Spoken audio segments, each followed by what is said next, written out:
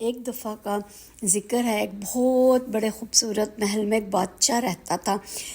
اس بادشاہ کی 6 خوبصورت بیٹیاں تھیں۔ سب شہزادیاں اپنے باپ سے بہت پیار کرتی تھیں۔ ایک دن بادشاہ نے سب بیٹیوں کو اپنے پاس بلایا اور پوچھا، بیٹیوں تم مجھ سے کتنا پیار کرتی ہو؟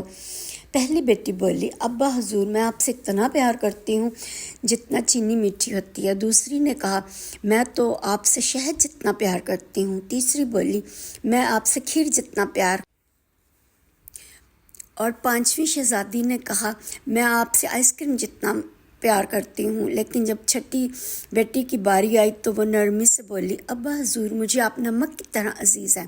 یہ سنتے ہی بادشاہ کا چہرہ غصے سے سرخ ہو گیا۔ نمک، یہ بھی کوئی پیار کرنے کا طریقہ ہے؟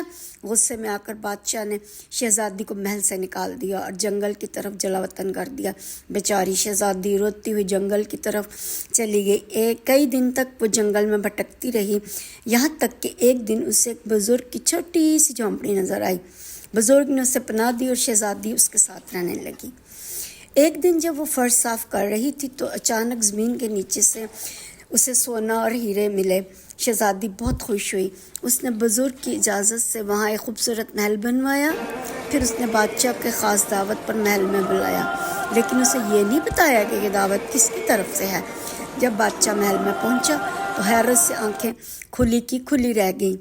میز پر بہت سارے مزیدار کھانے لگے ہوئے تھے، لیکن ایک بات عجیب تھی، کھانوں میں ذرا بھی نمک۔ بادشاہ نے جب پہلا نوالا چکھا تو چہرہ بگاڑ کر کہا، یہ کھانا تو بہت ہی بے ذائقہ ہے۔ اس وقت شہزادی محل کے اندر سے آئی اور اس نے مسکرا کر کہا، ابا حضور آپ نے کھانے میں نمک مانگا ہے، کیونکہ پھر نمک کے بغیر کھانا مکمل نہیں ہوتا۔ اسی طرح میرا پیار بھی نمک کی طرح تھا، سادہ، ضروری، ہر چیز میں ذائقہ بھرنے والا۔ بادشاہ کی آنکھوں میں آنسو آ گئے۔ بیٹی مجھے معاف کر دو، میں تمہاری بات کا مطلب نہ سمجھ، تم سب سے زیادہ سمجھدار ہو۔ پھر بادشاہ اس کو محل میں لے گیا اور سب ہنسی خوشی ایک ساتھ مل کر رہنے لگے۔